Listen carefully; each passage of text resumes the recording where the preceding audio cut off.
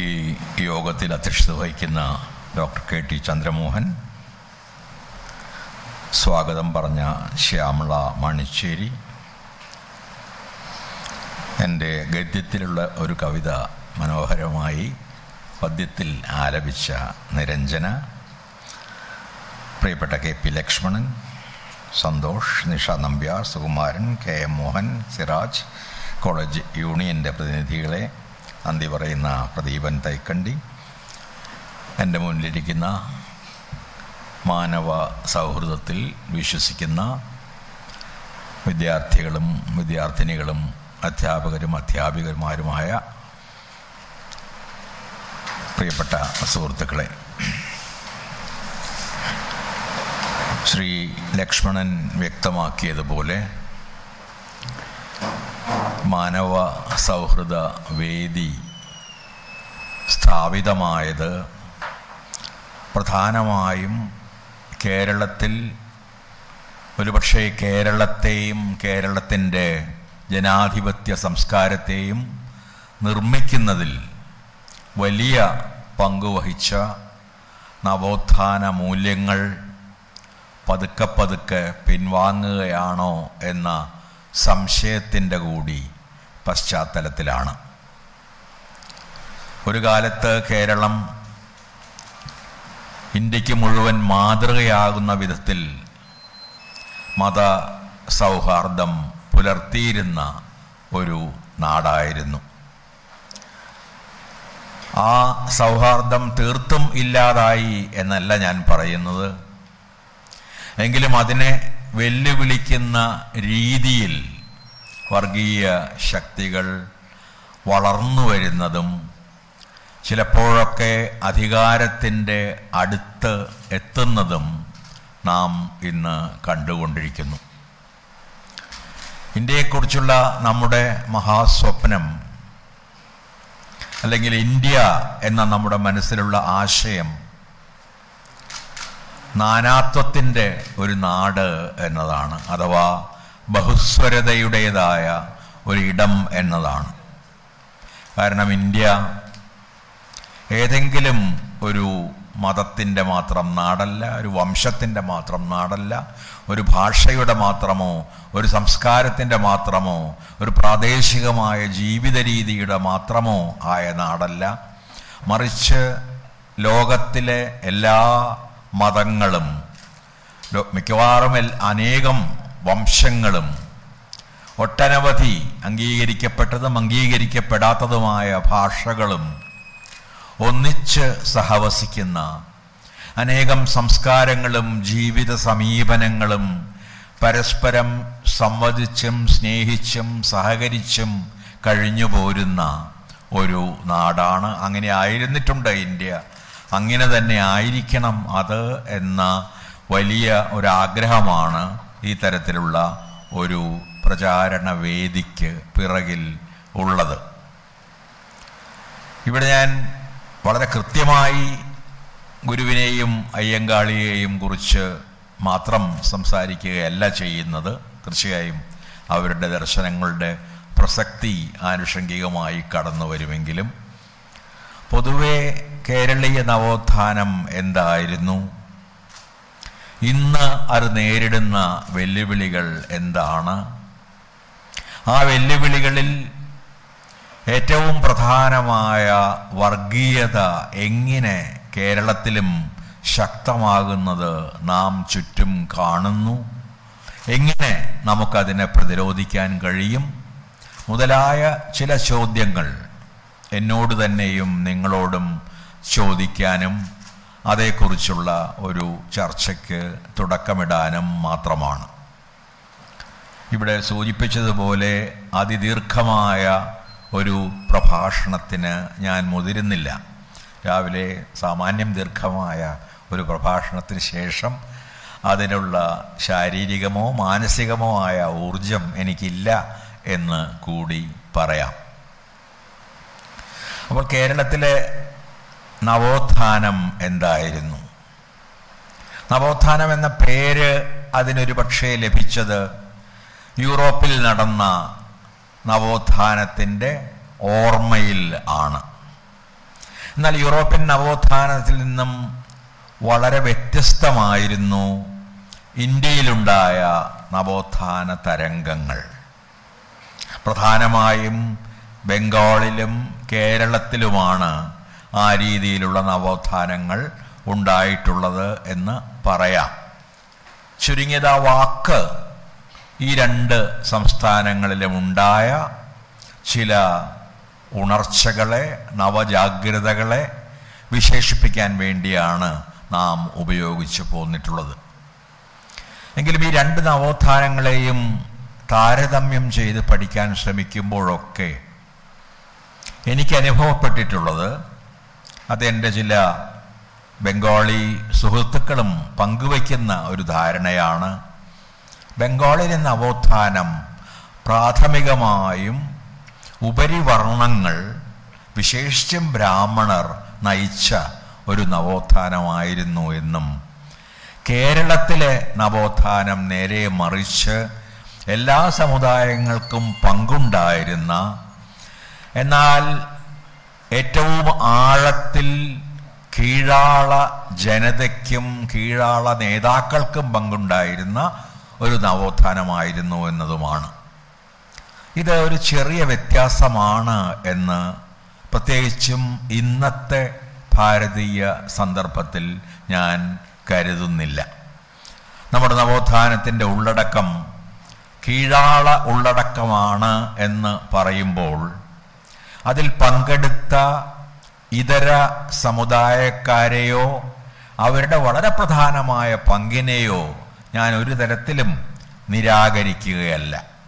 വി.ടി. ഭട്ടതിരിപ്പാടിനെ പോലെ, MRBയെ പോലെ, പ്രേംജിയെപ്പോലെ, അല്ലെങ്കിൽ മാധവമേനോനെ പോലെ, KP കേശവമേനോനെ പോലെ ഉള്ള ഒട്ടേറെ ആളുകൾ നാം സവർണരെന്ന് പറയുന്ന വിഭാഗത്തിൽ നിന്നും അതിൽ ആത്മാർത്ഥമായി തന്നെ പങ്കെടുക്കുകയും സ്വന്തം സമുദായങ്ങളെ ആ സമുദായങ്ങളുടെ സ്വാർത്ഥതകളിൽ നിന്നും കുടിലതകളിൽ നിന്നും അന്ധമായ വിശ്വാസ ആചാരങ്ങളിൽ നിന്നും മോചിപ്പിക്കാൻ ശ്രമിക്കുകയും ചെയ്തു. എന്നാൽ നമ്മുടെ നവോത്ഥാനത്തിന് ഒരു പുതിയ ഉള്ളടക്കം നൽകിയത്, ഒരു പുതിയ ഉന്മുഖത്വം നൽകിയത് അതിൽ പ്രവർത്തിച്ച മറ്റ് ചിലർ ആയിരുന്നു എന്ന് തിരിഞ്ഞു നോക്കുമ്പോൾ, ചരിത്രത്തെ വീണ്ടും അടിയിൽ നിന്ന് പഠിക്കുമ്പോൾ നമുക്ക് ബോധ്യമാകും. അതിൽ ശ്രീനാരായണ ഗുരുവുണ്ട്, അയ്യങ്കാളിയുണ്ട്, സഹോദരൻ അയ്യപ്പനുണ്ട്, KP കറുപ്പനുണ്ട്, പൊയ്കയിൽ അപ്പച്ചനുണ്ട്, മക്തി തങ്ങളുണ്ട്. ഇങ്ങനെ വിവിധ വിഭാഗങ്ങളിൽപ്പെട്ട ന്യൂനപക്ഷ സമുദായങ്ങളിലോ കീഴാള വിഭാഗങ്ങളിലോ പെട്ട ഒട്ടേറെ വലിയ ചിന്തകർ, പ്രവർത്തകർ ഇടപെട്ടതുകൊണ്ടുകൂടിയാണ് നമ്മുടെ നവോത്ഥാനത്തിന് ഈ രീതിയിലുള്ള ബംഗാളിൽ നിന്നും വ്യത്യസ്തമായ ഒരു ലക്ഷ്യവും ഉന്മുഖത്വവും ജനാധിപത്യ സ്വഭാവവും ഉണ്ടായി വന്നത്. കാരണം നമ്മുടെ നവോത്ഥാനം പ്രാഥമികമായും രാജാധിപത്യത്തിൽ നിന്ന് ജനാധിപത്യത്തിലേക്കും വർഗീയതയിൽ നിന്ന് മതനിരപേക്ഷതയിലേക്കും ഉള്ളൊരു നീക്കമായിരുന്നു. എല്ലാത്തരം അധീശത്വങ്ങൾക്കുമെതിരായി പൊരുതാനുള്ള ഊർജത്തിൻ്റെ ഒരു വിസ്ഫോടനമായിരുന്നു നമ്മുടെ നവോത്ഥാനം എന്ന് പറയാം. കാരണം സമത്വപൂർണമായ ഒരു സമുദായം സൃഷ്ടിക്കുന്നതിന് ഏകമാനമായ ഒരു കലാപം മതിയാവുകയില്ല. നമ്മുടെ സമൂഹത്തിൽ അധികാരം നിലനിൽക്കുന്നത് അനേകം വ്യത്യസ്തങ്ങളായ രൂപങ്ങളിലാണ്. ഒരു ഭാഗത്ത് ഞാൻ നേരത്തെ സൂചിപ്പിച്ചതുപോലുള്ള വർണ്ണാധികാരമുണ്ട്. അതിൻ്റെ ഏറ്റവും നിഷ്ഠുരമായ രൂപം ബ്രാഹ്മണാധികാരമാണ്, അല്ലെങ്കിൽ ആയിരുന്നു. അതോടൊപ്പം തന്നെയുള്ള സവർണാധികാരം, അവർണർ എന്ന് ഒരു വിഭാഗത്തെ വിളിക്കുകയും അടിച്ചമർത്തുകയും അകറ്റി നിർത്തുകയും അയിത്തം പാലിക്കുകയും ചെയ്യുന്ന ഒരു അധികാരി വിഭാഗം, ദളിതരെ എല്ലാ കാലത്തും ദളിതരും ദമിതരുമായി നിലനിർത്താൻ ശ്രമിക്കുന്ന ഒരു വിഭാഗം, ആദിവാസികളെ മനുഷ്യർ പോലുമായി കരുതാതെ അദൃശ്യരാക്കാൻ ശ്രമിക്കുന്ന ഒരു വിഭാഗം ഇന്ത്യയിലെ മറ്റ് പ്രദേശങ്ങളിൽ എന്ന പോലെ കേരളത്തിലും സജീവമായിരുന്നു ഒരു കാലത്ത്. അതോടൊപ്പം അത് അധികാരത്തിൻ്റെ ഒരു രൂപം മാത്രമാണ്, അല്ലെങ്കിൽ സമുദായത്തിൽ ശ്രേണീക്രമങ്ങൾ, ഹയരാർക്കികൾ സൃഷ്ടിക്കുന്നതിൻ്റെ ഒരു വഴി മാത്രമാണ്. എന്നാൽ അത് മാത്രമല്ല, നമുക്കറിയാവുന്നതുപോലെ പല രീതികളിലുള്ള അധികാരങ്ങൾ സമൂഹത്തിൽ പ്രവർത്തിക്കുന്നുണ്ട്. വർണ്ണാധികാരവും ജാത്യധികാരവും അവയിൽ ചിലതാണ്. അവയോടൊപ്പം തന്നെ വർഗാധികാരമുണ്ട്.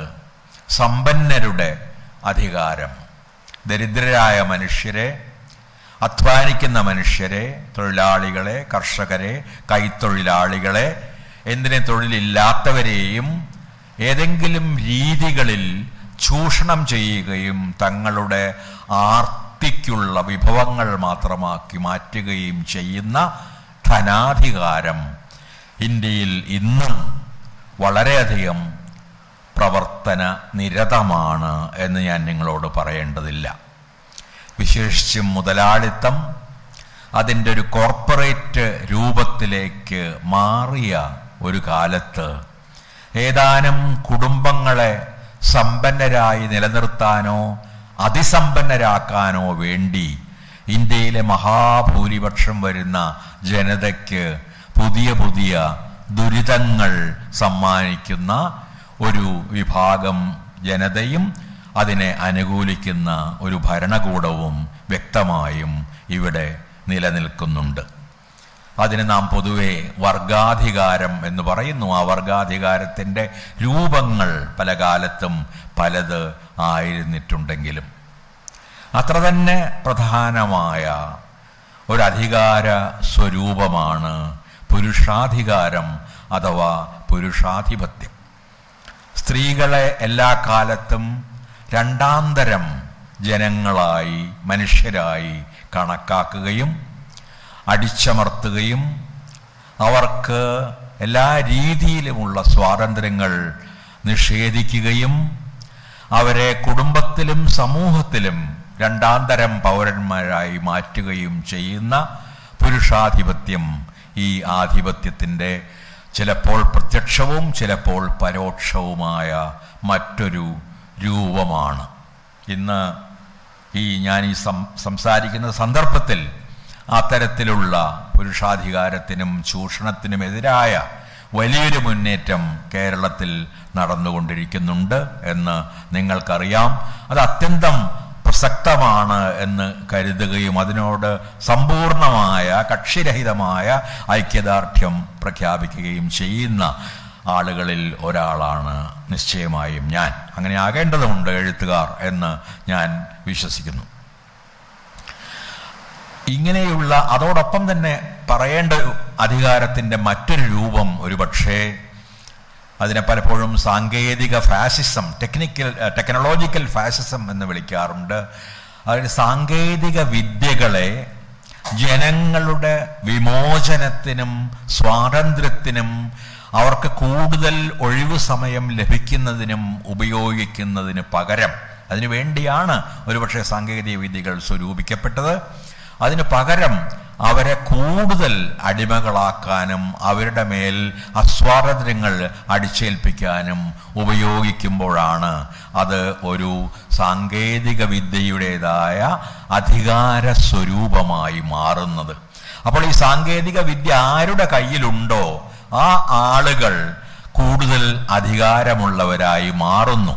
അത് ഏതൊരു സമത്വത്തെക്കുറിച്ചുള്ള ഏതൊരു ചിന്തയിലും വളരെ പ്രധാനമായ ഒരു ഘടകമാണ് എന്ന് പറയാം. അത് റോബോട്ടിക്സ് ആയാലും ശരി, കൃത്രിമ ബുദ്ധി ആയാലും ശരി, അതിന് മുമ്പുണ്ടായിരുന്ന അനേകം വ്യവസായത്തിലും മറ്റും ഉപയോഗിച്ചു കൊണ്ടിരുന്ന യന്ത്രങ്ങളായാലും ശരി, ആ യന്ത്രങ്ങൾ നമ്മോട് അവയെ എങ്ങനെ ഉപയോഗിക്കണം എന്ന് പറയുന്നില്ല. ഒരു റോബോട്ടും പറയുന്നില്ല നമ്മളോട് ഇന്ന കാര്യങ്ങൾക്ക് ഉപയോഗിക്കാവൂ, ഇന്ന ആളുകളെ ഉപയോഗിക്കാവൂ എന്ന്. അല്ലെങ്കിൽ അല്ലെങ്കിൽ നമ്മുടെ മൊബൈലിലോട്ട് പെട്ടെന്ന് പരിചിതമായതുകൊണ്ട് പറഞ്ഞതാണ് ആർട്ടിഫിഷ്യൽ ഇൻ്റലിജൻസ് എന്ന് പറയുന്ന കൃത്രിമ ബുദ്ധി. അതും നമ്മോട് പറയുന്നില്ല അതിനെ എങ്ങനെ ഉപയോഗിക്കണമെന്ന്.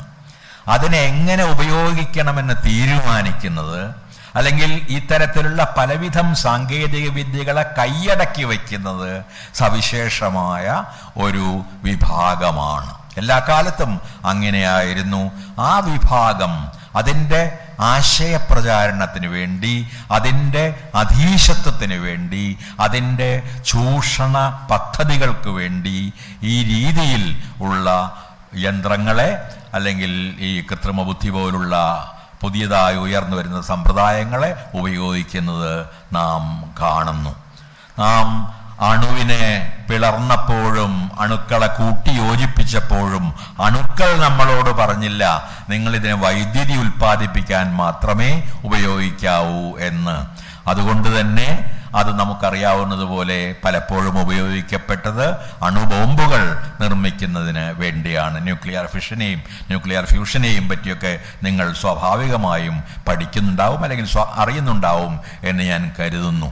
ആ തരത്തിൽ പുതുതായി ഉണ്ടായി വരുന്ന ഓരോ സാങ്കേതിക വിദ്യയെയും സ്വന്തമാക്കുകയും സ്വന്തം പദ്ധതികൾക്കും ലാഭത്തിനും ആർത്തികളുടെ ആശ്വാസത്തിനും വേണ്ടി ഉപയോഗിക്കുകയും ചെയ്യുന്ന ഒരു സമീപനത്തെയാണ് പൊതുവെ പറഞ്ഞാൽ സാങ്കേതികമായ ഫാഷിസം എന്ന് പറയുന്നത്. ഈ സാങ്കേതിക ഫാഷിസം ചെയ്യുന്ന ഏറ്റവും നിഷ്ഠുരമായ കാര്യം അത് പ്രകൃതിയെ നിരന്തരമായി നശിപ്പിച്ചുകൊണ്ടിരിക്കുന്നു എന്നതാണ്.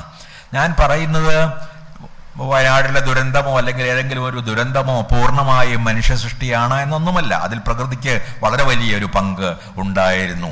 എന്നാൽ നാം ഇന്ന് പൊതുവെ കാണുന്ന കാലാവസ്ഥാ വ്യതിയാനം പോലുള്ള മനുഷ്യവംശത്തെ തന്നെ ഭീഷണിപ്പെടുത്തുന്ന മാറ്റങ്ങൾ, നാം പൊതുവെ കാണുന്ന പല രീതികളിലുള്ള നമ്മെ അപകടത്തിൽപ്പെടുത്തുന്ന വായു മലിനീകരണവും ജലമലിനീകരണവും ഒക്കെ ഉൾപ്പെടെയുള്ള കാര്യങ്ങൾ, ഇവയെല്ലാം തന്നെ പ്രകൃതിയെയും മനുഷ്യനെയും കൂടുതൽ അകറ്റി മാറ്റുന്നത് നാം കാണുന്നു. നാം പ്രത്യേകിച്ചും കോവിഡിൻ്റെ കാലത്തിന് ശേഷം ഉയർന്നു വന്നിട്ടുള്ള ഒരുപാട് തത്വചിന്തകരും തത്വചിന്തകളുമുണ്ട്. അവർ നമ്മോട് പറയുന്ന ഏറ്റവും പ്രധാനപ്പെട്ട കാര്യം മനുഷ്യർ നേതാക്കളായിരുന്ന ആ യുഗം ഇതാ അവസാനിക്കുകയാണ് എന്നാണ്. നമുക്ക് കണ്ണുകൊണ്ട് കാണാൻ പോലും പറ്റാത്ത ഒരു ചെറിയ വൈറസ് നമ്മെ 2 വർഷമെങ്കിലും തടവിലിടുന്നത്, മനുഷ്യരെ മുഴുവൻ തടവിലിടുന്നത് നാം കണ്ടു. അതുകൊണ്ട് നമ്മുടെ ആധിപത്യത്തെക്കുറിച്ചോ മനുഷ്യ മേന്മയെക്കുറിച്ചോ ഉള്ള നമ്മുടെ അഹങ്കാരങ്ങൾ അതിനിഷ്ഠുരമായി, നിർദ്ദയമായി, സത്യസന്ധമായി ചോദ്യം ചെയ്യപ്പെട്ട ഒരു കാലയളവ് കൂടിയാണ് അതിനെ പല തത്വചിന്തകരും കാണുന്നത്. അതുകൊണ്ട് മനുഷ്യ കേന്ദ്രിതമായ യുഗം, ആന്ത്രോപോസീൻ എന്ന് അതിനെ പല തത്വചിന്തകരും വിളിക്കുന്നു, ആ മനുഷ്യ കേന്ദ്രിതമായ യുഗം അവസാനിച്ചു എന്നും മനുഷ്യനും പ്രകൃതിയും പരസ്പരം സഹകരിച്ച് ജീവിക്കേണ്ട ഒരു യുഗം, അതിനെ അവർ സിംബയോസീൻ എന്ന് വിളിക്കുന്നു, ആരംഭിക്കുകയാണ് എന്നും ഈ ദാർശനികർ ധാരാളമായി എഴുതുകയും പറയുകയും ചെയ്തുകൊണ്ടിരിക്കുന്നു. അതുകൊണ്ട് ഈ സാങ്കേതിക ഫാഷിസത്തിൻ്റെ ഒരു വശം ഈ രീതിയിൽ കുറച്ച് ആളുകളുടെ അത്യാർത്തി ശമിപ്പിക്കുന്നതിന് വേണ്ടി പ്രകൃതിയെ അനിയന്ത്രിതമായി ആക്രമിക്കുകയും ചൂഷണം ചെയ്യുകയും ചെയ്യുന്നതാണ്. ഞാൻ വികസനത്തിന് ഒരർത്ഥത്തിലും എതിരല്ല. ഞാൻ പലപ്പോഴും ദുഃഖത്തോടെ നോക്കിക്കാണുന്ന ഒരു കാര്യം, കേരള സമൂഹത്തിലെ ചർച്ചകളിൽ കുറെ പേർ പ്രകൃതിവാദികൾ അല്ലെങ്കിൽ പരിസ്ഥിതിവാദികൾ ആയി അറിയപ്പെടുകയും കുറെ പേർ വികസനവാദികളായി അറിയപ്പെടുകയും ചെയ്യുന്നു എന്നതാണ്. എന്നാൽ ഏംഗൽസിൻ്റെ ഡയലക്റ്റിക്സ് ഓഫ് നേച്ചർ എന്ന ഗ്രന്ഥമെങ്കിലും വായിച്ചിട്ടുള്ളവർക്ക് അറിയാം, ഈ പ്രകൃതിയും മനുഷ്യനും തമ്മിലുള്ള ഒരു ജൈവ ബന്ധം നിലനിർത്തിക്കൊണ്ട് മാത്രമേ ലോകത്തിന്, ഭൂമിക്ക്, ഒരുപക്ഷെ പ്രപഞ്ചത്തിന് തന്നെയും നിലനിൽക്കാൻ കഴിയുകയുള്ളൂ എന്ന്. അതുകൊണ്ട് മനുഷ്യർക്ക് മുഴുവൻ വേണ്ടിയല്ല പലപ്പോഴും ഈ വികസനം ഉപയോഗിക്കപ്പെടുന്നത്. ഒരുപക്ഷെ ഗാന്ധിയാണ് അതിനെക്കുറിച്ച് ഏറ്റവും മനോഹരമായി സംസാരിച്ചിട്ടുള്ളത്. വികസനം എന്ന് നിങ്ങൾ പറയുമ്പോൾ ഞാൻ നോക്കുന്നത് ഏറ്റവും അടിത്തട്ടിലെ മനുഷ്യന് ഈ വികസനം കൊണ്ട് എന്ത് ലഭിച്ചു, എന്ത് കാര്യമുണ്ടായി എന്നാണ്. അവർക്ക് വീടുകൾ നഷ്ടപ്പെടുകയും അവർ അനാഥരാവുകയും തൊഴിലുകൾ നഷ്ടപ്പെടുകയും ഏകാകികളാവുകയും ആത്മഹത്യ ചെയ്യുകയുമാണോ ഉണ്ടായത്? അതോ അവരുടെ ജീവിതത്തിൽ അല്പം കൂടി വെളിച്ചം, അല്പം കൂടി സൗഖ്യം നൽകാൻ ഈ വികസനത്തിന് കഴിഞ്ഞിട്ടുണ്ടോ? വികസനത്തെ അളക്കാനുള്ള ഏറ്റവും ശരിയായ, ഏറ്റവും മാനുഷികമായ മാർഗം, ചോദ്യം ഇത് തന്നെയാണ് എന്ന് ഞാൻ വിചാരിക്കുന്നു. ആർക്കു വേണ്ടിയുള്ള വികസനം എന്ന് ചോദിക്കാതെ നമുക്ക് ഒരു തരത്തിലുള്ള വികസനത്തെയും അംഗീകരിക്കുക വയ്യ. കുറച്ചു പേർക്ക് മാത്രമുള്ള, മുതലാളിമാർക്ക് മാത്രം കൂടുതൽ ലാഭമുണ്ടാക്കാൻ സഹായിക്കുന്ന ഒരു വികസനമല്ല നമുക്ക് ആവശ്യം. ജനങ്ങളിൽ മുഴുവൻ എത്തുന്ന, ഏറ്റവും അടിത്തട്ടിലേക്ക് എത്തിച്ചേരുന്ന രീതിയിലുള്ള ഒരു വികസനമാണ്. അത്തരമൊരു വികസനത്തിന് പ്രകൃതിയുടെ അമിത ചൂഷണം വേണ്ടതില്ല. പ്രകൃതിയുടെ അമിത ചൂഷണം നടക്കുന്നത് നേരത്തെ സൂചിപ്പിച്ചതുപോലെ ചില ആളുകളുടെ അത്യാർത്തി മൂലമാണ്. അവർക്ക് കാടുകളിൽ നിന്ന് ആദിവാസികളെ ഓടിച്ചു കളയണം, അവർക്ക് ഖനികൾ സ്വന്തമാക്കണം, അവർക്ക് പാറമടകൾ ഉണ്ടാക്കണം, അവർക്ക് നദികൾ വറ്റിക്കണം, അല്ലെങ്കിൽ നദികളുടെ ഗതി മാറ്റിവിടണം.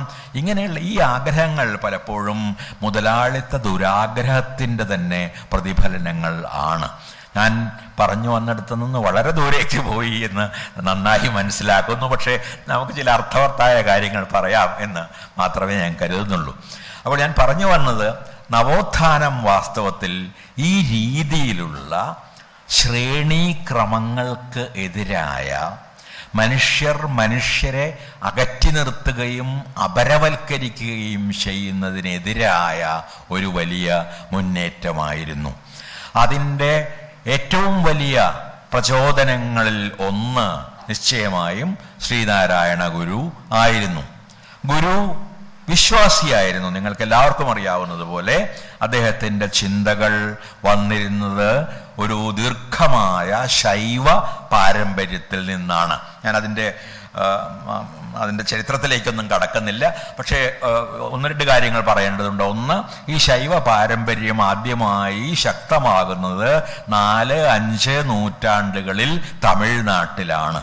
തിരുമൂലർ, പാമ്പാട്ടി ചിത്ര മുതലായ സിദ്ധരുടേതായ ഒരു മഹാപാരമ്പര്യമാണ് അവിടെ ഉണ്ടായത്. ഈ ആളുകളുടെയൊക്കെ വലിയൊരു പ്രത്യേകത, ഇവർ ജാതിയിൽ വിശ്വസിച്ചില്ല, വർണ്ണത്തിൽ വിശ്വസിച്ചില്ല, ലിംഗഭേദത്തിൽ വിശ്വസിച്ചില്ല. ഇതിൽ സ്ത്രീകളുണ്ടായിരുന്നു. അവരുടെ പേരുകളുടെ കൂടെ പലപ്പോഴും അവരുടെ തൊഴിലുകൾ പറയുന്നുണ്ട്. ഏറ്റവും സാധാരണ തൊഴിലുകൾ ചെയ്തിരുന്ന മനുഷ്യരായിരുന്നു ഈ ശൈവ സൈദ്ധാന്തികർ, ശൈവ നേതാക്കൾ, അല്ലെങ്കിൽ ശൈവ സന്യാസിമാർ. അവരെ സംബന്ധിച്ചിടത്തോളം ഈശ്വര സാക്ഷാത്കാരം എന്നത് ഭൂമിയിൽ തന്നെ സംഭവിക്കേണ്ട, ഭൂമിയിൽ ജനങ്ങളുമായുള്ള പൂർണ്ണമായ ഐക്യത്തിലൂടെ സംഭവിക്കേണ്ട ഒരു കാര്യമാണ്. അത് ഗുഹകളിലിരുന്ന് തപസ് ചെയ്ത് ചില ആളുകൾക്ക് മാത്രം നേടേണ്ട ഒരു നിർവ്വാണമല്ല. അതും എന്നെ ഓർമ്മിപ്പിക്കുന്നത് ഗാന്ധിയെ തന്നെയാണ്. ഗാന്ധി പറയുന്നുണ്ട്, ഞാൻ ഈ ഹിമാലയത്തിലെ ഗുഹകളിൽ എൻ്റെ തന്നെ നിർവ്വാണത്തിന് വേണ്ടി പോയി തപസ് ചെയ്യാൻ ആഗ്രഹിക്കുന്നില്ല. എൻ്റെ തപസ് ഈ ജനങ്ങൾക്കിടയിലാണ്, ഈ ജനങ്ങളെ സേവിക്കുക എന്നതാണ് എൻ്റെ തപസ് എന്ന് ഗാന്ധി ആവർത്തിച്ച് പറയുന്നുണ്ട്. അതിന് വളരെ മുമ്പ് അത് തന്നെയാണ് പറഞ്ഞത്.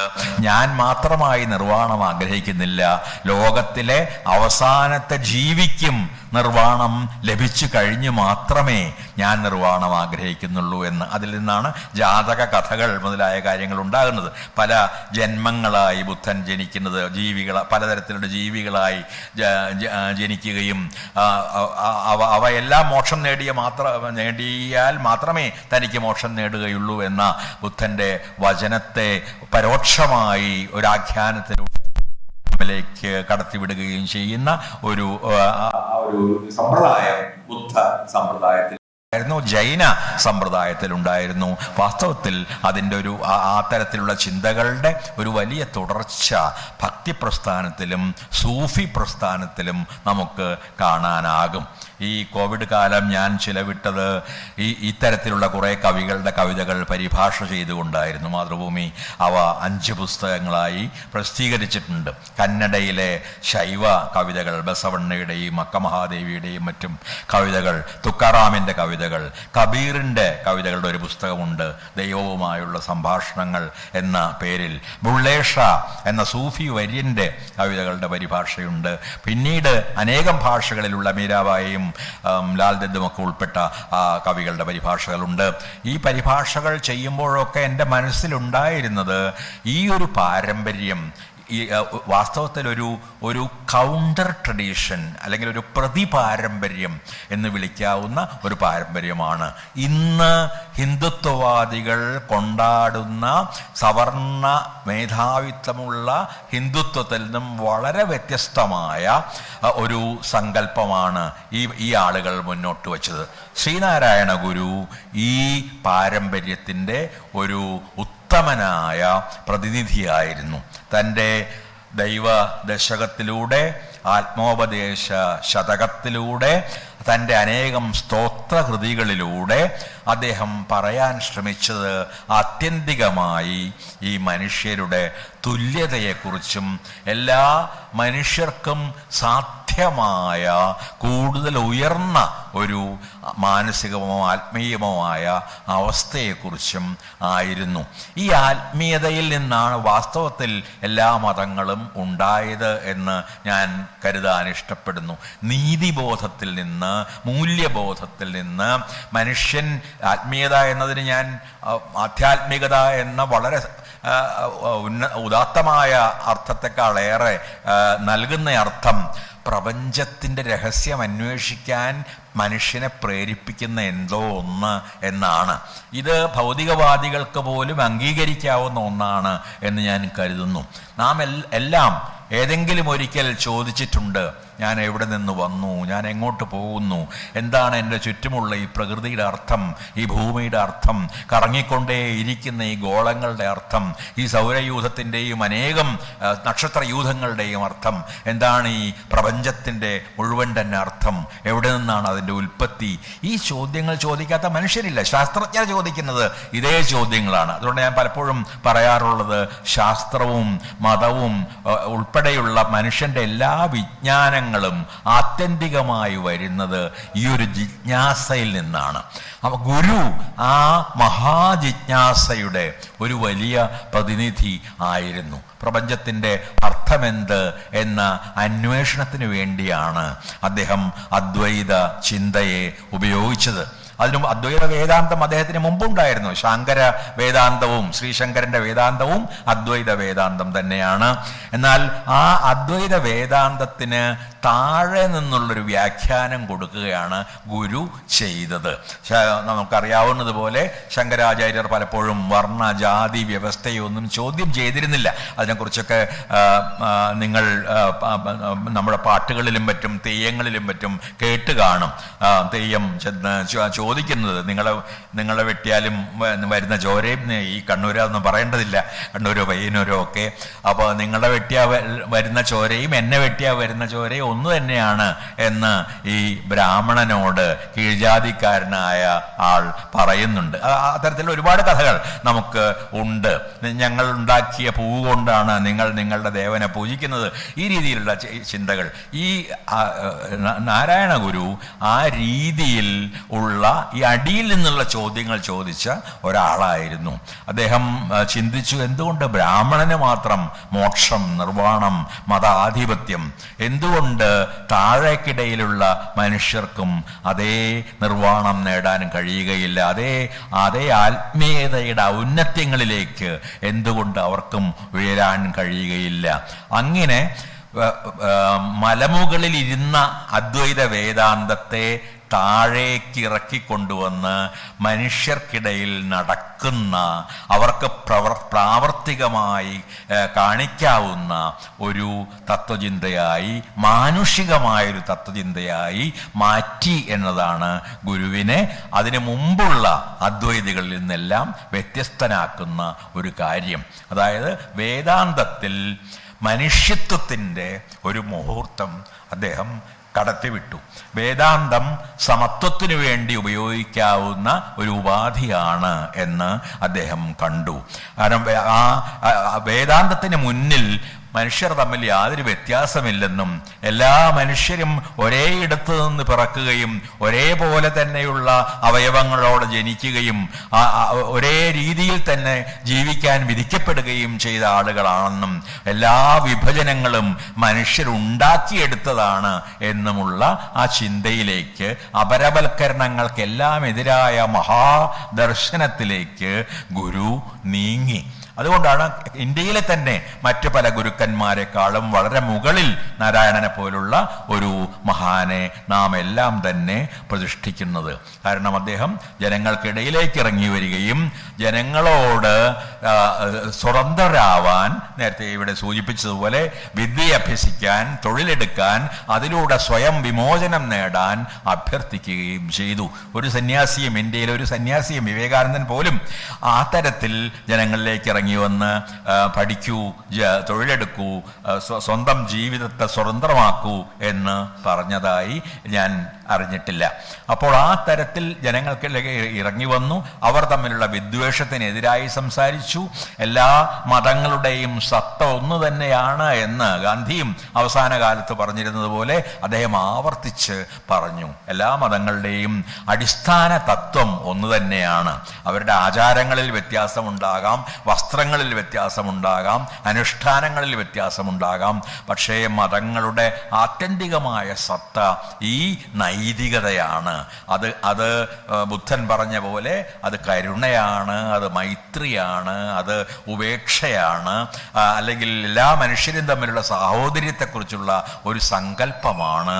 ഈ രീതിയിൽ എല്ലാ മനുഷ്യരെയും ജാതിക്കും നിറത്തിനും വർണ്ണത്തിനുമൊക്കെ അതീതമായി മനുഷ്യർ എന്ന നിലയിൽ കാണാൻ കഴിഞ്ഞതുകൊണ്ടാണ് ഗുരു ഒരു സാധാരണ അദ്വൈത ചിന്തകരുടെ അവസ്ഥയിൽ നിന്ന് വളരെയധികം ഉയരുകയും ഒരു മഹാദാർശനികനായി അറിയപ്പെടുകയും അറിയപ്പെടാനുള്ള അർഹത നേടുകയും വാസ്തവത്തിൽ ചെയ്തത് എന്ന് പറയാം. അതുകൊണ്ടാണ് നാരായണ ഗുരു നവോത്ഥാനത്തിൻ്റെ യഥാർത്ഥമായ ബീജമോ സ്രോതസ്സോ ആണ് എന്ന് നാം ആവർത്തിച്ച് പറയുന്നത്. കാരണം ഇവിടെ തന്നെ നിലനിന്നിരുന്ന ഒരു ദർശനത്തെ പുതുതായി വ്യാഖ്യാനിക്കുകയും അതിനെ മനുഷ്യ വിമോചനത്തിൻ്റെ ഒരു ഉപകരണമായി ഉപയോഗിക്കുകയും ചെയ്യുവാൻ അദ്ദേഹത്തിന് കഴിഞ്ഞു. അയ്യങ്കാളി വേറൊരു രീതിയിൽ, ഞാൻ ഇവരെക്കുറിച്ചൊക്കെ വളരെ ദീർഘമായി പറയേണ്ടതാണ്, ഞാൻ അങ്ങോട്ടൊന്നും ഇപ്പോൾ തന്നെ ദീർഘമാവുന്നുണ്ടോ എന്ന് സംശയം. അയ്യങ്കാളി അതുപോലെ തന്നെ അടിത്തട്ടിലെ മനുഷ്യരെ മുഴുവൻ പ്രതിനിധാനം ചെയ്തു വരികയും അവരുടെ അന്തസ്സിൻ്റെ പ്രതിനിധി എന്ന നിലയിൽ, നിങ്ങൾക്കെല്ലാം അറിയാം അദ്ദേഹത്തിൻ്റെ വില്ലുവണ്ടി യാത്രയെ പറ്റിയൊക്കെ. കാരണം ഈ വില്ലുവണ്ടിയിലെ യാത്ര എന്നൊക്കെ പറഞ്ഞാൽ അന്ന് രാജാക്കന്മാർക്കും വലിയ ഉന്നതരായ ബ്രാഹ്മണർക്കും മാത്രം അനുവദിക്കപ്പെട്ട ഒരു കാര്യമായിരുന്നു. അപ്പം അതിനെ വെല്ലുവിളിക്കുകയാണ്. അതിനെ ഞാൻ പലപ്പോഴും താരതമ്യപ്പെടുത്താറുള്ളത് അംബേദ്കർ നടത്തിയിട്ടുള്ള വലിയ വിപ്ലവത്തോടാണ്. ഒരു വലിയ ജലസ്രോതസ് ഉണ്ടായിരുന്നു മഹാരാഷ്ട്രയിൽ, അവിടെ നിന്ന് ദളിതർക്ക് വെള്ളമെടുക്കാൻ പാടില്ലായിരുന്നു. പക്ഷെ ഒരു ദിവസം അദ്ദേഹം അവിടെ പോയി, പണ്ട് ഗാന്ധി കടലിൽ നിന്ന് ഒരു അല്പം വെള്ളമെടുത്ത് ഉപ്പുണ്ടാക്കിയതുപോലെ അത് ബ്രിട്ടനെതിരായ, സാമ്രാജ്യത്വത്തിനെതിരായ ഒരു മഹാസമരമായി വികസിച്ചതുപോലെ അംബേദ്കർ ആ ജലസ്രോതസ്സിൽ പോയി അല്പം വെള്ളമെടുക്കുകയും തൻ്റെ അനുയായികളോടെല്ലാം വെള്ളമെടുക്കാൻ പറയുകയും ചെയ്തു. അതിന് പിന്നെ ബ്രാഹ്മണർ വന്ന് ശുദ്ധീകരണങ്ങൾ നടത്തുകയും ഒക്കെ ഉണ്ടായി.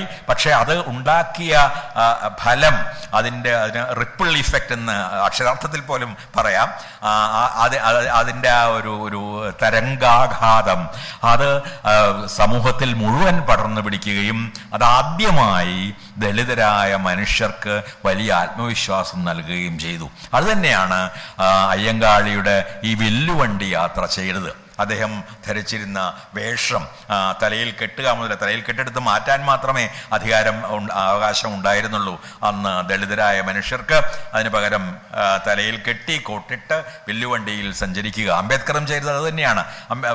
നിങ്ങൾ അത്ഭുതപ്പെടുന്നുണ്ടാവും, അംബേദ്കർ എന്തുകൊണ്ടാണ് ഈ സൂട്ടിലൊക്കെ സഞ്ചരിക്കുന്നത്, ഗാന്ധി ചെറിയ ഒരു അര മുണ്ട് മാത്രം ധരിച്ചു നടക്കുമ്പോൾ എന്ന്. പക്ഷെ അതിന് വ്യക്തമായ അവരുടെ ഉൽപ്പത്തിയുടെ പ്രഭവങ്ങൾ അന്വേഷിച്ചാൽ നിങ്ങൾക്ക് അതിന് കാരണം പെട്ടെന്ന് മനസ്സിലാകാൻ കഴിയും.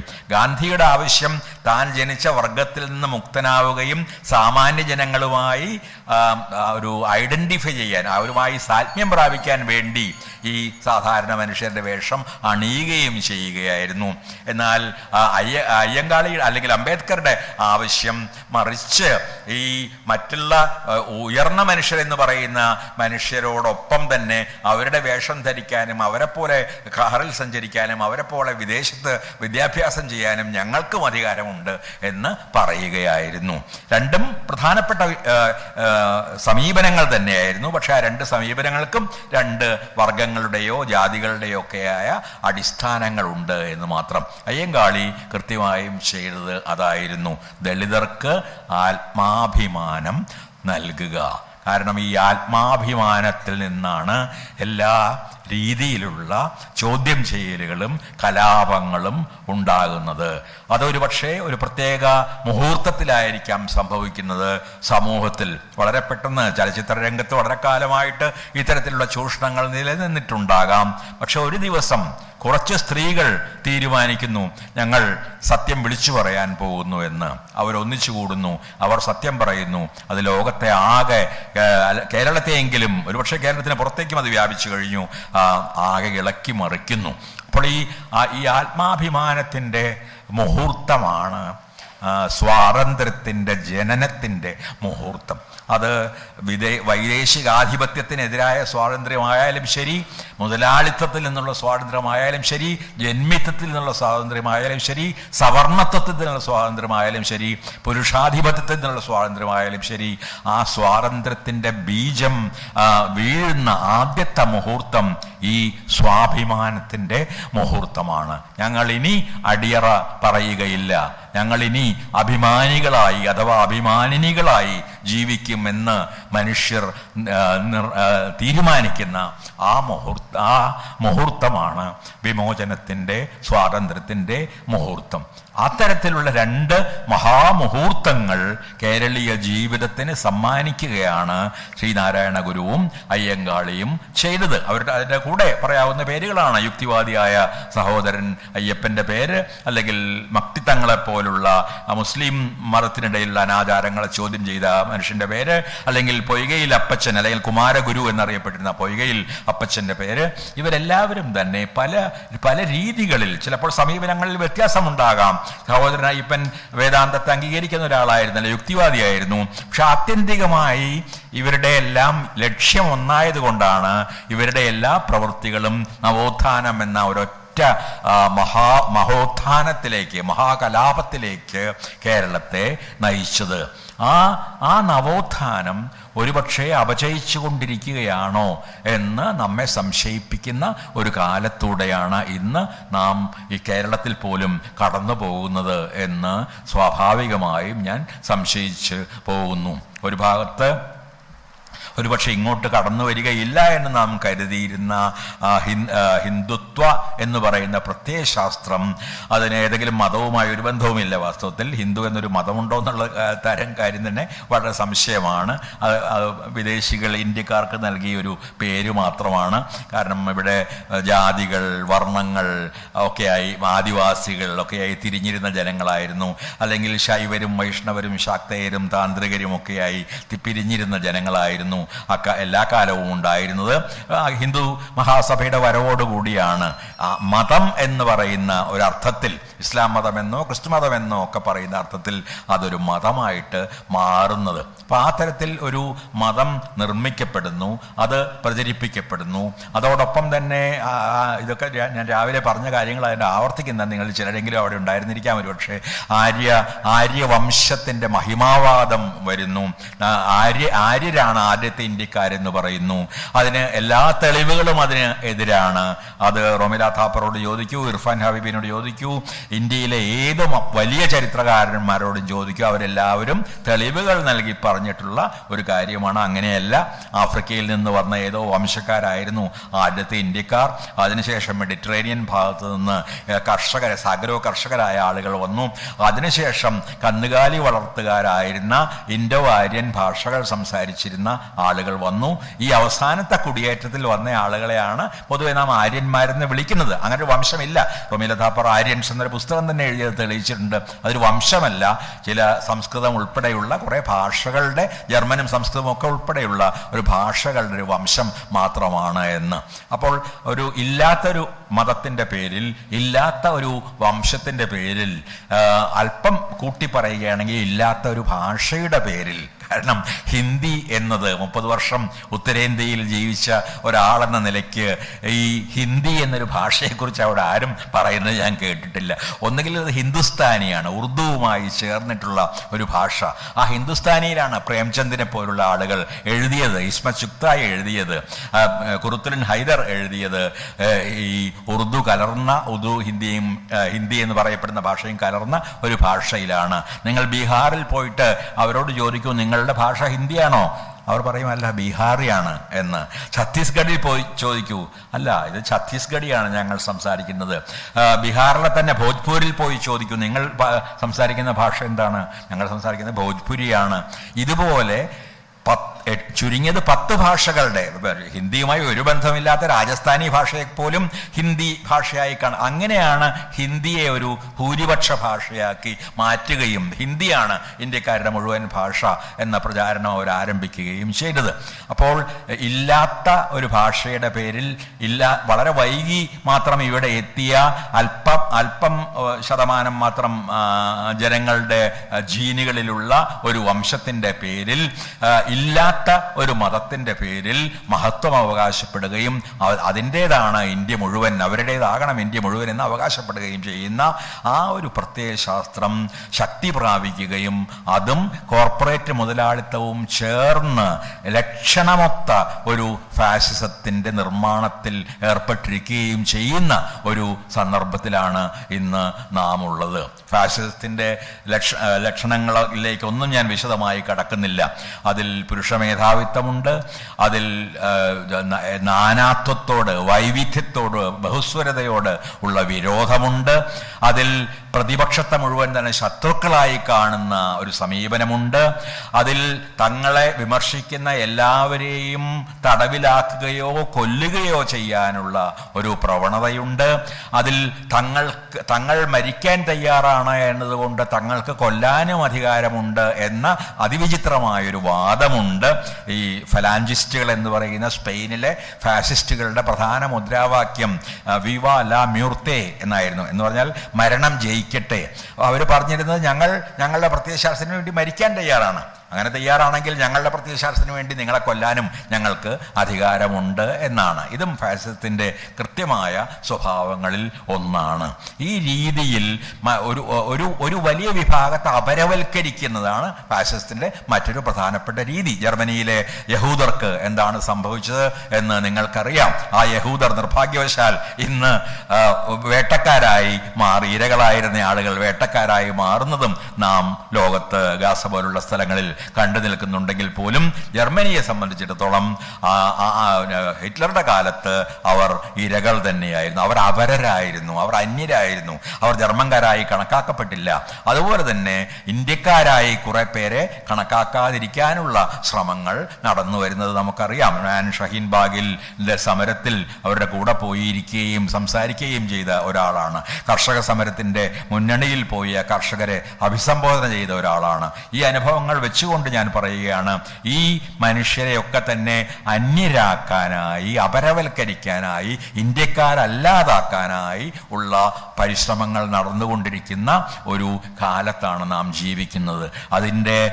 അതിൻ്റെ അദൃശ്യമോ ദൃശ്യമോ ആയ തരംഗങ്ങൾ കേരളത്തെ പോലെ മതസൗഹാർദ്ദത്തിൻ്റെ മാതൃകാ സ്ഥാനങ്ങളായിരുന്ന നാടുകളിലേക്ക് പോലും കടന്നു വരുന്ന ഒരു കാലത്തു കൂടിയാണ് നാം ഇന്ന് ജീവിക്കുന്നത്. അപ്പോൾ അതുകൊണ്ടാണ് വർഗീയതയ്ക്കെതിരായ ഉറച്ച നിലപാട് വളരെ പ്രധാനമായി. ഇത് മതത്തിനെതിരായ നിലപാടല്ല. കാരണം ആത്മീയത എടുത്തു മാറ്റിയ മതമാണ് വർഗീയത എന്ന് ഞാൻ എപ്പോഴും പറഞ്ഞു പോന്നിട്ടുണ്ട്. അതായത് മൂല്യങ്ങൾ, നൈതികത, മതങ്ങളുടെ അടിയിലുള്ള നൈതികത, അത് ഇസ്ലാമിനെ സംബന്ധിച്ച് സാഹോദര്യമാകാം, ബുദ്ധമതത്തെ സംബന്ധിച്ച് ഞാൻ പറഞ്ഞതുപോലെ കാരുണ്യമാകാം, ക്രിസ്തു മതത്തെ സംബന്ധിച്ച് ചാരിറ്റി എന്ന് പറയുന്ന മറ്റുള്ളവരെ സഹായിക്കാനുള്ള മനസ്ഥിതിയാകാം. ആ തരത്തിലുള്ള മൂല്യങ്ങളുടെ വ്യാപനത്തിന് വേണ്ടിയാണ് ആദ്യമായി മതങ്ങൾ ഉണ്ടാകുന്നത്. ക്രമേണ അവയ്ക്ക് ആ മൂല്യങ്ങൾ, അവയുടെ സ്രോതസ്സുകൾ വറ്റിപ്പോവുകയും ആ മൂല്യങ്ങൾ ഇല്ലാതാവുകയും അവയെല്ലാം തന്നെ വലിയ അധികാര സ്ഥാപനങ്ങളായി മാറുകയും ചെയ്യുന്നത് നാം കാണുന്നു. ക്രിസ്തു ഉയർത്തെഴുന്നേൽക്കാതിരിക്കാൻ അദ്ദേഹത്തിൻ്റെ ശവക്കല്ലറയ്ക്ക് മുകളിൽ ഉരുട്ടിവെച്ച കല്ലുകളാണ് പള്ളികൾ എന്ന് നീച്ചെ എന്ന ജർമ്മൻ ചിന്തകൻ ഒരിക്കൽ പറയുന്നുണ്ട്. അദ്ദേഹത്തിന് പള്ളികളോട് വിരോധമുള്ളത് കൊണ്ടല്ല അദ്ദേഹം പറഞ്ഞത് ഈ മതങ്ങൾ സ്ഥാപനവൽക്കരിക്കപ്പെടുമ്പോൾ മതങ്ങൾക്ക് അവയുടെ മൂല്യങ്ങൾ നഷ്ടപ്പെടുകയും അത് അധികാര ശ്രേണിയിലേക്ക് മാറുകയും ചെയ്യുന്നു. ഒരു ചെറിയ തുണി മാത്രം നടന്നിരുന്ന ക്രിസ്തുവിന് പകരം അനേകം ആഡംബരങ്ങൾ അണിഞ്ഞ ബിഷപ്പുമാരെയും പോപ്പുമാരെയും നാം കാണുന്നു. ഇതൊരു മതത്തിൽ മാത്രം സംഭവിക്കുന്നതല്ല. പല മതങ്ങളിലും ഈ തരത്തിൽ ഒരു പുരോഹിതാധികാരം, അതിനെ മിഷേൽ ഫൂക്കോ പാസ്റ്ററൽ പവർ എന്ന വാക്കുകൊണ്ട് വിശേഷിപ്പിക്കുന്നുണ്ട്. ഈ പാസ്റ്ററൽ പവർ എന്ന് പറയുന്ന ഒരു അധികാര രീതി വളർന്നു വരുന്നു. പുരോഹിതൻ പറയുന്നത് എന്താണോ അതാണ് ശരി, അതുപോലെ നിങ്ങൾ ജീവിക്കാൻ പാടുള്ളൂ, അതെല്ലാമേ ഭക്ഷിക്കാൻ പാടുള്ളൂ, അതുപോലെ വസ്ത്രം ധരിക്കാൻ പാടുള്ളൂ. ഈ രീതിയിൽ എല്ലാ മതങ്ങളിലും പുരോഹിതാധികാരം വളർന്നു വരുന്നത് നാം കാണുന്നു. അപ്പോൾ ഈ പുരോഹിതാധികാരത്തിനെതിരെ, വർണ്ണാധികാരത്തിനെതിരെ, വർഗാധികാരത്തിനെതിരെ, പുരുഷാധികാരത്തിനെതിരെ സംസാരിക്കുകയും മനുഷ്യരുടെ ആത്യന്തികമായ ഐക്യത്തിലും സാഹോദര്യത്തിലും ഊന്നുകയും ചെയ്തു എന്നതുകൊണ്ടാണ് ശ്രീനാരായണ ഗുരു നവോത്ഥാനത്തിൻ്റെ ആദ്യത്തെ കിരണമായി, ആദ്യത്തെ ബിന്ദുവായി മാറുന്നത്.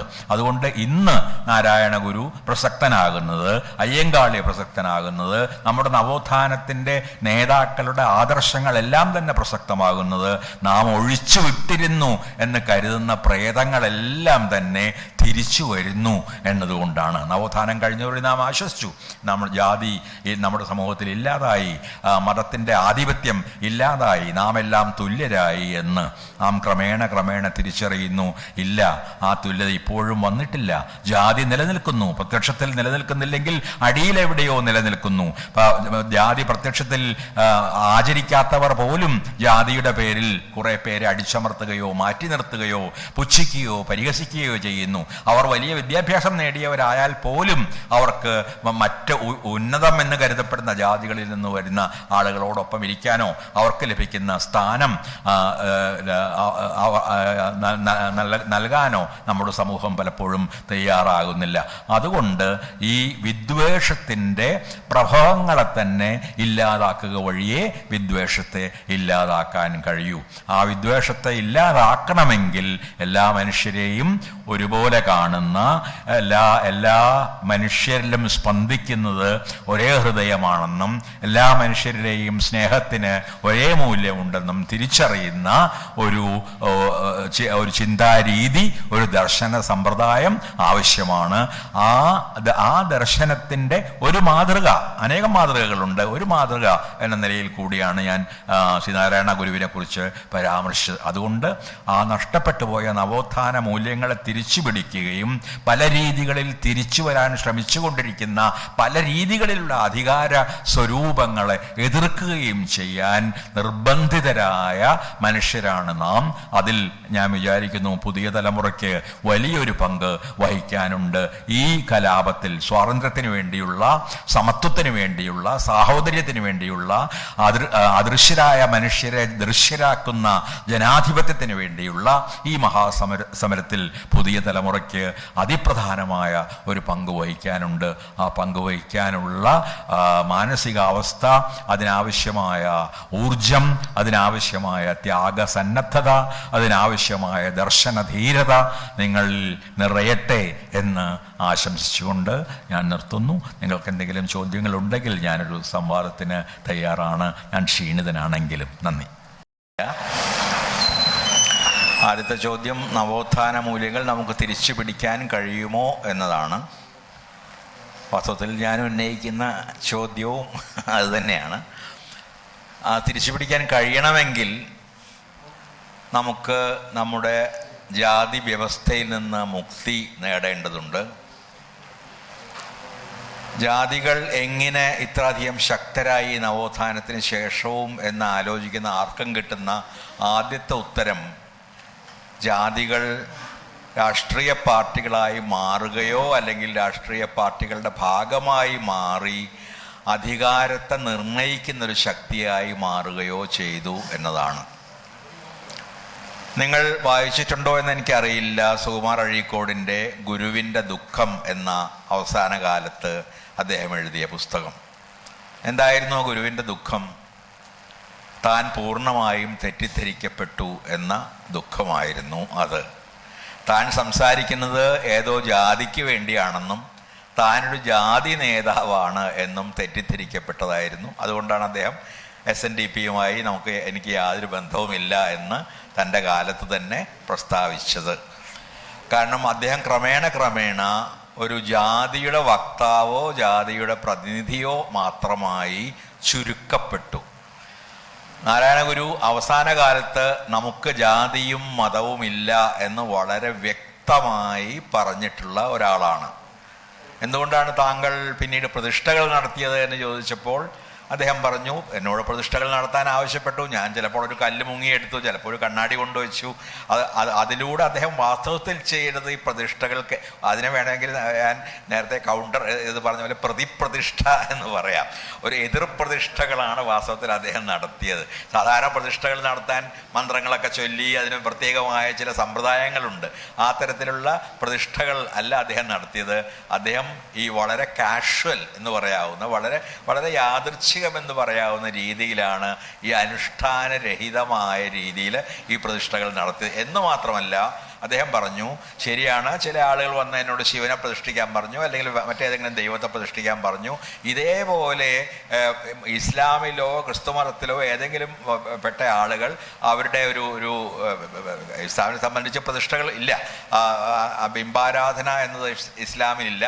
പക്ഷെ ഏതെങ്കിലും തരത്തിലുള്ള ഒരു പള്ളിയിലെ ആദ്യത്തെ കല്ലിടാനോ അല്ലെങ്കിൽ ഒരു ക്രിസ്തുവിൻ്റെ ഒരു ഇമേജ് പള്ളിയിൽ വയ്ക്കാനോ പറയുകയാണെങ്കിൽ ഞാൻ അതും ചെയ്യും. പക്ഷെ കാരണം ഞാൻ വിചാരിക്കുന്നത് ആത്യന്തികമായിട്ട് ഈ മതങ്ങളുടെ അടിയിലുള്ള മൂല്യങ്ങളൊന്നാണ്. അതേസമയം എനിക്ക് സ്വയം എന്തെങ്കിലും ജാതി ഉണ്ടോ എന്ന് ചോദിച്ചാൽ എനിക്ക് ജാതിയില്ല, എനിക്ക് മതവുമില്ല. വളരെ വളരെ ക്ലിയറാണ് ആ പ്രസ്താവം, വളരെ വളരെ വ്യക്തമാണ്. അപ്പോൾ അതുകൊണ്ടാണ് അതുമായിട്ട് ബന്ധപ്പെടുത്തി ഞാൻ പറയുകയാണ് സഹോദരൻ അയ്യപ്പനുമായിട്ടുള്ള ചോദ്യം. സഹോദരൻ അയ്യപ്പൻ്റെ ആ നിലപാടിലേക്ക് തന്നെയാണ് ഗുരുവും അവസാന കാലത്ത് എത്തുന്നത്. ഈ എനിക്ക് ജാതിയും മതവും ഇല്ല എന്ന ആ നിലപാടിലേക്ക് അദ്ദേഹം വാസ്തവത്തിൽ എത്തുന്നുണ്ട്. സഹോദരൻ അയ്യപ്പൻ നിശ്ചയമായിട്ടും യുക്തിവാദിയായിരുന്നു. അദ്ദേഹം മതത്തെ തന്നെ നിരാകരിച്ചു. ആ അർത്ഥത്തിൽ നാരായണ ഗുരു മതത്തിൻ്റെ വേദാന്തത്തിൽ നിന്ന് ആരംഭിച്ച് ആ വേദാന്തത്തെ മനുഷ്യമോചനത്തിനുള്ള ഒരു ആയുധമാക്കി അല്ലെങ്കിൽ ഒരു മാർഗമാക്കി മാറ്റി എന്നേ ഉള്ളൂ. അദ്ദേഹം ഒരിക്കലും ഒരു ശാസ്ത്രവിരുദ്ധനായിരുന്നില്ല. അത് അദ്ദേഹത്തിൻ്റെ പ്രവൃത്തികൾ നോക്കിയാൽ അറിയാം. ജനങ്ങളോട് ജോലി ചെയ്യാനും ഫാക്ടറികളിൽ ജോലി ചെയ്യാനും എല്ലാം അനുവദിക്കുകയും ആഹ്വാനം ചെയ്യുകയും ഒക്കെ ചെയ്ത ആളാണ്. അദ്ദേഹം ശാസ്ത്രവിരുദ്ധനായിരുന്നില്ല. കാരണം ശാസ്ത്രം, ഞാൻ നേരത്തെ സൂചിപ്പിച്ചതുപോലെ, ശാസ്ത്രവും അന്വേഷിക്കുന്നത് ലോകത്തിൻ്റെ രഹസ്യം തന്നെയാണ്. പല രീതികളിൽ ശാസ്ത്രം അന്വേഷിക്കുന്നത് ലോകത്തിൻ്റെ രഹസ്യമാണ്. അത് അവർ ഒരു ജനിതകത്തിൽ കൂടി ജീനുകളെപ്പറ്റി പഠിക്കുന്നതായാലും ശരി, നിങ്ങളെല്ലാവരും ഡോക്കിൻസിൻ്റെ സെൽഫിഷ് ജീൻ മുതലായ പുസ്തകങ്ങൾ വായിച്ച ആളുകളായിരിക്കും എനിക്കറിയാം. അപ്പോൾ ജീനുകളിൽ കൂടി ഉള്ള പഠനമായാലും ശരി, ഈ നക്ഷത്രങ്ങളെ പറ്റിയുള്ള പഠനമായാലും ശരി, സയൻസും ചെയ്യുന്നത് ഈ പ്രപഞ്ചത്തിൻ്റെ രഹസ്യം എന്താണ് എന്നുള്ള ഒരു അന്വേഷണം നടത്താനാണ്. ആ അർത്ഥത്തിൽ, അങ്ങനെ ഒരു വിശാലമായ അർത്ഥത്തിൽ എടുക്കുകയാണെങ്കിൽ ഈ ജ്ഞാനാന്വേഷണം എന്നൊന്ന് ഒരു വലിയ മൂല്യമാണ്. ആ മൂല്യത്തെ ഗുരുവും അയ്യപ്പനും ഒരുപോലെ തന്നെ ഉയർത്തിപ്പിടിച്ചിട്ടുണ്ട് എന്നാണ് എനിക്ക് പറയാൻ കഴിയുക. അതുകൊണ്ട് ഞാനൊരു അയ്യപ്പവാദിയോ അല്ലെങ്കിൽ ഗുരുവാദിയോ അല്ല. ഈ രണ്ടു പേർക്കും പൊതുവായ ചില മൂല്യങ്ങളുണ്ടെന്നും ആ മൂല്യങ്ങളിലാണ് ഒരു പക്ഷേ നമ്മൾ നവോത്ഥാനത്തിൻ്റെ ചില ബീജങ്ങൾ അന്വേഷിക്കേണ്ടത് എന്നും കരുതുന്ന ഒരാളാണ്. അയ്യങ്കാളിയെക്കുറിച്ച് പുസ്തകങ്ങൾ വാസ്തവത്തിൽ എഴുതപ്പെട്ടിട്ടുണ്ട്. പക്ഷേ നാരായണ ഗുരുവിൻ്റെ ഒരു പ്രത്യേകത, ഗുരുവിനെ പിന്നീട് ചില സംഘടനകൾ ഏറ്റെടുക്കുകയും ഗുരുവിൻ്റെ കാര്യമായ രീതിയിലുള്ള പ്രചാരണങ്ങൾ, ഗുരുവിൻ്റെ സന്ദേശത്തിൻ്റെ ശരിയോ തെറ്റോ ആയ പ്രചാരണങ്ങൾ നടത്തുകയും ചെയ്തു. അത്തരമൊന്ന് അയ്യങ്കാളിക്ക് സംഭവിച്ചില്ല. പലപ്പോഴും വലിയ സംഘങ്ങൾ ഏറ്റെടുക്കുമ്പോഴാണ് ഈ വലിയ ചിന്തകരുടെ ചിന്തകൾ കൂടുതലായിട്ട് പ്രചരിക്കുന്നത്. അത് ചിലപ്പോൾ രാഷ്ട്രീയ പാർട്ടികളാകാം, ചിലപ്പോൾ ഏതെങ്കിലും സമുദായ സംഘടനകളാകാം. ആ തരത്തിൽ അയ്യങ്കാളി ഏറ്റെടുക്കപ്പെട്ടില്ല എന്നതുകൊണ്ടുകൂടിയാകാം താരതമ്യേന, തീരെ ഇല്ലെന്ന് പറയുന്നത് ശരിയല്ല, നല്ല വായനശാലകളിൽ പോയാൽ അയ്യങ്കാളിയെക്കുറിച്ചുള്ള പുസ്തകങ്ങൾ നിങ്ങൾക്ക് ലഭിക്കും. അതുകൊണ്ടുകൂടിയാകാം അയ്യങ്കാളിക്ക് ഒരു പക്ഷേ ഗുരുവിന് കിട്ടിയ പ്രചാരം കിട്ടാതിരുന്നത് എന്ന് കാണാൻ കഴിയും. ജാതി വ്യവസ്ഥ നിലനിൽക്കുന്നു എന്നൊരു കുട്ടി പറഞ്ഞു. അത് ഞാനും പറഞ്ഞു എൻ്റെ പ്രഭാഷണത്തിൽ. ജാതി നിലനിൽക്കുന്നു, പ്രത്യക്ഷത്തിൽ ജാതിയില്ല. ഞാൻ പലപ്പോഴും പറയും, നമ്മൾ കാർപ്പറ്റിൻ്റെ അടിയിലേക്ക് ജാതിയെ തള്ളി നീക്കി എന്നാണ്. നമ്മൾ ജാതിയില്ലെന്ന് അഭിനയിക്കുമ്പോഴും നമ്മുടെ ഉള്ളിൽ കഠിനമായ രീതിയിൽ തന്നെ ഈ ജാതി പ്രവർത്തിക്കുന്നു. ഈ ഒരു ജാതിയിൽപ്പെട്ട പിന്നോക്ക ജാതി എന്ന് പറയപ്പെടുന്ന, എനിക്ക് പിന്നോക്കവും ഇല്ല, അങ്ങനെ പറയപ്പെടുന്ന ഒരു ജാതിയിൽപ്പെട്ട ഒരാൾ ഒരു IAS നേടുകയോ അല്ലെങ്കിൽ ഡോക്ടർ ആവുകയോ എഞ്ചിനീയർ ആവുകയോ ഒക്കെ ചെയ്താൽ പോലും പിറകിൽ നിന്ന് അയാൾ റിസർവേഷനിൽ കൂടിയൊക്കെ നേടി വന്നതാണെന്ന് പറയുന്ന ഒരു സമുദായം തന്നെയാണ് വളരെ പരിഷ്കൃതമെന്ന് നാം കരുതുന്ന സമുദായം, ഇന്നത്തെ കേരളീയ സമുദായം പോലും. അതുകൊണ്ട് ജാതി ഇല്ലാതായി എന്ന് ഞാൻ കരുതുന്നില്ല. അതിന് മറ്റൊരു സമരം ഒരുപക്ഷെ ആവശ്യമായി വരും. അംബേദ്കർ പറഞ്ഞ അനൈഹിലേഷൻ ഓഫ് കാസ്റ്റ് എന്ന് പറയും, ജാതി ഉന്മൂലനം, ജാതി നിർമ്മാർജ്ജനം, അത് മാത്രമേ അതിന് വഴിയുള്ളൂ. ആ ജാതിയുള്ള, അംബേദ്കർ പറഞ്ഞ ഏറ്റവും പ്രധാനപ്പെട്ട മറ്റൊരു കാര്യം, ജാതിയുള്ളൊരു സമൂഹത്തിൽ ജനാധിപത്യം സാധ്യമല്ല എന്നാണ്. അത് ഒരു എക്സ്ട്രീം സ്റ്റേറ്റ്മെൻ്റായിട്ട് നിങ്ങൾക്ക് തോന്നാം, പക്ഷെ വളരെ സത്യസന്ധമായ ഒരു പ്രസ്താവമാണത്. ജാതി നിലനിൽക്കുന്നിടത്തോളം, ജനങ്ങൾ തമ്മിൽ സമത്വമില്ലാത്തിടത്തോളം കാലം ഒരിക്കലും ഈ ജനാധിപത്യം സമ്പൂർണ്ണമായി, കാരണം ജനാധിപത്യം എല്ലാ തരത്തിലുള്ള ശ്രേണീവൽക്കരണങ്ങൾക്ക് എതിരാണ്. പല ശ്രേണികളിൽ, പല തട്ടുകളിൽ മനുഷ്യർ നിൽക്കുന്നതിനെതിരാണ്. അതുകൊണ്ട് ജനാധിപത്യം യാഥാർത്ഥ്യമാകണമെങ്കിൽ അതിന് ജാതി ഇല്ലാതാകണം. അതുകൊണ്ടാണ് ഈ ജാതി ഉന്മൂലനത്തിന് അംബേദ്കർ തൻ്റെ ജീവിതത്തിലും ചിന്തയിലും വളരെ വലിയ പ്രാധാന്യം നൽകിയത്. പെൺസമൂഹത്തിൻ്റെ പുതുതലമുറയോട് എനിക്ക് പറയാനുള്ളത് എല്ലാം ഞാൻ കവിതകളിൽ കൂടി പറഞ്ഞിട്ടുണ്ട് പലപ്പോഴായിട്ട്. നിങ്ങൾ മീര പാടുന്നു എന്നുള്ളത് വായിക്കുകയോ കേൾക്കുകയൊക്കെ ചെയ്തിട്ടുണ്ടാവും. അതുപോലെ അനേകം കവിതകളുണ്ട്. അക്ക മഹാദേവിയെ പറ്റി അക്ക മൊഴിയുന്നു എന്നുള്ള കവിതയുണ്ട്. ഈ കവിതകളിലൊക്കെ അതുപോലെ അനേകം കവിതകൾ സ്ത്രീ എന്നുള്ള പേരിൽ തന്നെ കവിതയുണ്ട്. സമീപകാലത്ത് എഴുതിയ സ്ത്രീകൾ എന്ന് പറയുന്ന കഥ. അപ്പോൾ ഇതിലൂടെയൊക്കെ പറയാൻ ശ്രമിക്കുന്ന ഒരു കാര്യം, ഒന്ന് സ്ത്രീ പുരുഷ സമത്വം എന്നത് വളരെ പ്രധാനമായൊരു കാര്യമാണ്. അത് കുടുംബത്തിനകത്തായാലും കുടുംബത്തിന് പുറത്തായാലും ഈ തുല്യത ഉണ്ടാവുക എന്നത് പ്രധാനമാണ്. പക്ഷേ ഈ തുല്യത സ്വാഭാവികമായി ഉണ്ടാവില്ല. അതിനുള്ളൊരു പ്രധാന കാരണം പുരുഷന്മാരുടെ ഉള്ളിൽ ഒരു പുരുഷാധിപതി നിലനിൽക്കുന്നു എന്നതും, പലപ്പോഴും നിർഭാഗ്യവശാൽ ഒരുപാട് സ്ത്രീകളും ഈ പുരുഷാധിപത്യത്തിൻ്റെ പ്രത്യയശാസ്ത്രം ആന്തരികവൽക്കരിച്ചിരിക്കുന്നു എന്നതുമാണ്. അവർ ഉള്ളിൽ അത് ശരിയാണ് എന്നൊരു തോന്നൽ ഉണ്ടാക്കാൻ പുരുഷാധിപത്യത്തിന് കഴിഞ്ഞത്. ശരിയാണ്, ഇങ്ങനെ തന്നെയാണ് ഒരു ഭർത്താവ് ഇങ്ങനെയാണ് ആയിരിക്കേണ്ടത്, അയാൾ പറയുന്നതൊക്കെയാണ് ഞാൻ കേൾക്കേണ്ടത്, അയാൾ എന്നോട് പഠിക്കേണ്ട എന്ന് പറഞ്ഞാൽ ഞാൻ പഠിക്കില്ല. ഞാൻ കഴിഞ്ഞ 4 ദിവസങ്ങളിൽ സാഹിത്യ അക്കാദമിയിൽ കുറേ ഇൻ്റർവ്യൂ നടത്തുകയായിരുന്നു. അതിലൊരു ഒരു ജോലിക്ക് മുസ്ലിം പെൺകുട്ടികൾ മാത്രമാണ് വന്നിരുന്നത്. എംപ്ലോയ്മെൻറ്റ് എക്സ്ചേഞ്ച് അങ്ങനെയാണ് അയക്കുക. അപ്പോൾ ഈ കുട്ടികളോടൊക്കെ ചോദിച്ചപ്പോൾ മിക്കവർക്കും പറയാനുണ്ടായിരുന്ന കഥ, അതിനുശേഷം അതല്ലാത്ത കുറേ ആളുകളെ ഇൻ്റർവ്യൂ ചെയ്തു, അതിലും അധികം സ്ത്രീകളായിരുന്നു. അവരൊക്കെ പറഞ്ഞ കഥ എന്തുകൊണ്ട് പ്രീ ഡിഗ്രി നോക്കുമ്പോൾ പ്രീ ഡിഗ്രി കഴിഞ്ഞ് പിന്നെ പഠിച്ചു കാണുന്നില്ല, നല്ല കഴിവുള്ള കുട്ടികളാണ്, എന്തുകൊണ്ട് പഠിച്ചില്ല എന്ന് ചോദിക്കുക. പറഞ്ഞു ഭർത്താവ് പറഞ്ഞു ഇനി കോളേജിൽ പോകണ്ടെന്ന്, ഇനി പഠിക്കണ്ടെന്ന് പറഞ്ഞു. ഇത് ഞാൻ മിനിയാന്ന് കൂടി കേട്ട അനേകം സ്ത്രീകളിൽ നിന്ന്, പെൺകുട്ടികളിൽ നിന്ന് കേട്ട ഒരു കാര്യമാണ്. അതുകൊണ്ട് ആര് പറഞ്ഞാലും നിങ്ങൾ പഠിക്കണം എന്ന് തീരുമാനിക്കുകയാണെങ്കിൽ നിങ്ങൾ പഠിക്കും, നിങ്ങൾ ജോലി ചെയ്യണമെന്ന് തീരുമാനിച്ചാൽ നിങ്ങൾ ജോലി ചെയ്യും. ഈ ഒരു അഭിമാനവും സ്വാതന്ത്ര്യവും നിലനിർത്തുക എന്നുള്ളതാണ്. നിങ്ങൾക്ക് ഇഷ്ടമുള്ള ആളെ നിങ്ങൾ വിവാഹം കഴിക്കും, ഏത് ജാതി മതത്തിൽപ്പെട്ടാലും.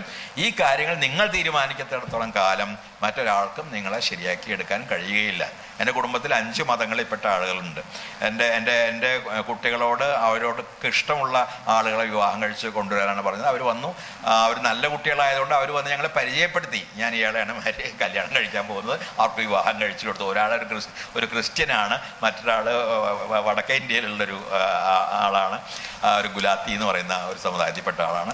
അപ്പോൾ അതായത് ഞാൻ എൻ്റെ ഒരു മഹത്വം കാണിക്കാൻ വേണ്ടി പറയുകയല്ല, നമ്മളിത് പറയുക മാത്രമല്ല, സ്വന്തം ജീവിതത്തിൽ കൂടി പ്രവർത്തിച്ച് കാണിച്ചില്ലെങ്കിൽ ഈ പറയുന്നതിനൊന്നും വലിയ കാര്യമില്ല. അതുകൊണ്ട് ആ തീരുമാനങ്ങൾ നിങ്ങൾ എന്ന് എടുക്കുന്നുവോ അപ്പം മാത്രമേ നമുക്ക് ഈ പിതൃഅധികാരത്തിൽ നിന്ന്, പുരുഷാധിപത്യത്തിൽ നിന്ന് രക്ഷപ്പെടാൻ കഴിയുകയുള്ളൂ.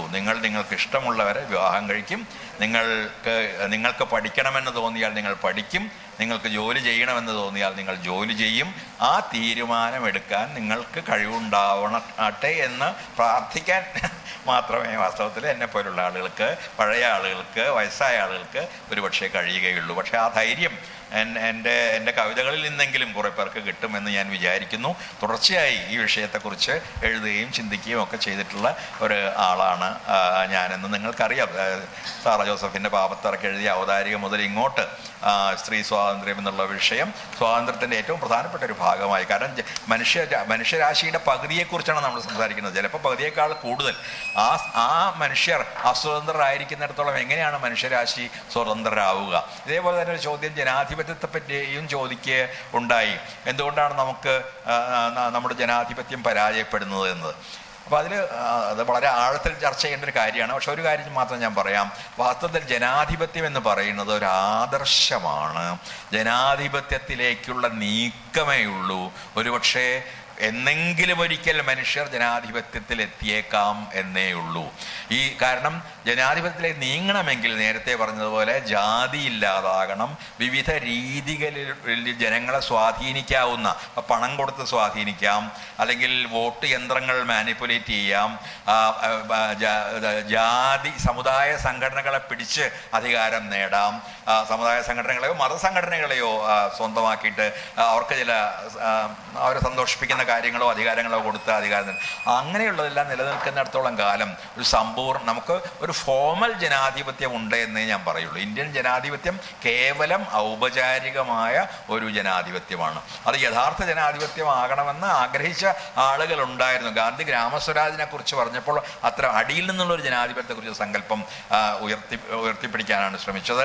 ആ രീതിയിലുള്ള സങ്കല്പം മാർക്സ് അല്ലെങ്കിൽ ലെനിൻ സോവിയറ്റുകളെ കുറിച്ച് അതൊന്നും നടക്കാത്ത വലിയ വലിയ സ്വപ്നങ്ങളുടെ കഥകളാണ് അതെല്ലാം. പക്ഷേ സോവിയറ്റുകളെ കുറിച്ച് പറഞ്ഞപ്പോൾ ആദ്യകാലത്ത് അത് നടക്കുകയും ചെയ്തു. ആ സോവിയറ്റുകൾ എന്ന് പറഞ്ഞാൽ നാട്ടുകൂട്ടങ്ങളാണ് വാസ്തവം. നമ്മുടെ തനി മലയാളം പറഞ്ഞാൽ ഈ നാട്ടുകൂട്ടങ്ങൾക്കാണ് അധികാരം. എന്താണ് കാര്യങ്ങൾ? ആ തീരുമാനം നടപ്പാക്കലാണ് ഭരണകൂടത്തിൻ്റെ ചുമതല, അല്ലാതെ ഭരണകൂടം പറയുന്ന നടപ്പാക്കലല്ല ജനങ്ങളുടെ ചുമതല. ആ ഒരു ബോധം വരുമ്പോൾ മാത്രമേ അടിയിൽ നിന്നുള്ള ജനങ്ങൾ മുകളിലേക്ക് പോകുന്ന മുകളിലേക്ക് തീരുമാനങ്ങൾ പോകുന്ന ഒരു സംവിധാനത്തിൽ മാത്രമേ ജനാധിപത്യം അതിൻ്റെ പൂർണ്ണാർത്ഥത്തിൽ ജനാധിപത്യമായി മാറുകയുള്ളൂ.